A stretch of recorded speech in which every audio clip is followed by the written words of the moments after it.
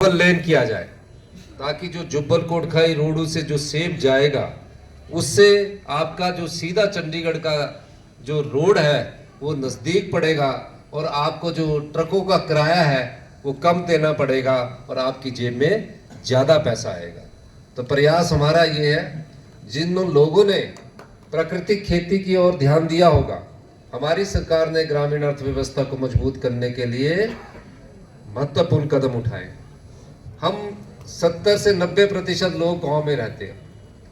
हम शहर में आए, परिवारों ने हमारे काम किया, बच्चे पढ़ाए और शहर में एक मकान बना लिया। लेकिन आज भी हम 70-75% अपने गांव की जड़ों से जुड़े हुए हैं और हमें उन जड़ों को मजबूत रखना है। वहां से अगर हम पलायन करेंगे उसका नुकसान होगा। इसलिए हमने कहा कि जिस गांव के व्यक्ति ने गांव में रहकर अगर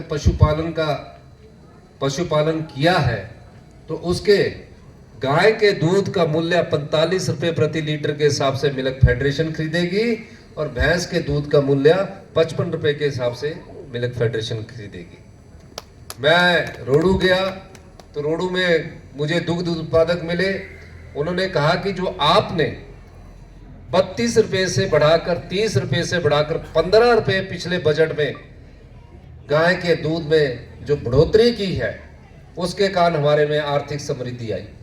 मैं रामपुर गया, 10,000 के करीब वहां लोग थे, महिलाएं थी, उनके घर में आर्थिक समृद्धि आई। फिर हमने कहा कि जो गाय रखता है, क्योंकि हम खुद कृषि परिवार से आते हैं, मेरे माताजी तो अभी भी गांव में खेतों में घूमती है, खेती करती है, बुजुर्ग है पुराने समय के, उसमें पढ़ाई होती नहीं थी, खेती के आधार पर ही आगे कार्य किए जाते थे।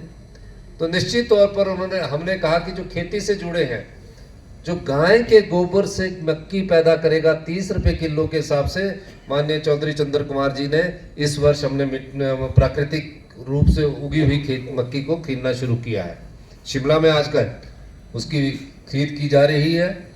और गेहूं, जो गाय के गोबर से गेहूं उत्पादित होगा, पैदा होगा, उसका हमने 40 रुपए किलो प्रति किलो के हिसाब से मूल्य तय किया है ताकि गांव के लोगों के पास पैसा आए।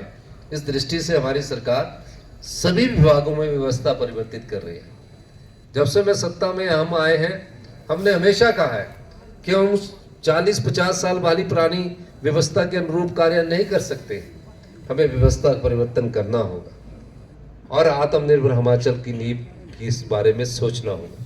मुझे खुशी है कि 2 वर्ष के इस कार्यकाल में सबसे पहले तो जो ब्यूरोक्रेट्स होते हैं, अधिकारी होते हैं, उनको समझाना बहुत मुश्किल होता है, वो एक ढर्रे के हिसाब से चलते हैं, लेकिन हमने उनको समझाया और आज ग्रामीण अर्थव्यवस्था मजबूती से आगे बढ़ रही है।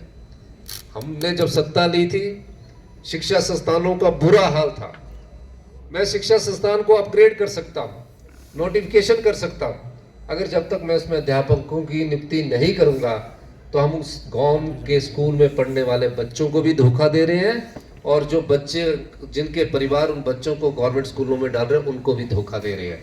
तो हमने 6,000 पोस्टें इस बार भरने का निर्णय लिया, जिसमें 3,000 पोस्टें बैच वाइज भर दी गई है और 3,000 के टेस्ट निकाले जाने हैं। आईजीएमसी का हाल देखिए, आईजीएमसी में आप जाते हैं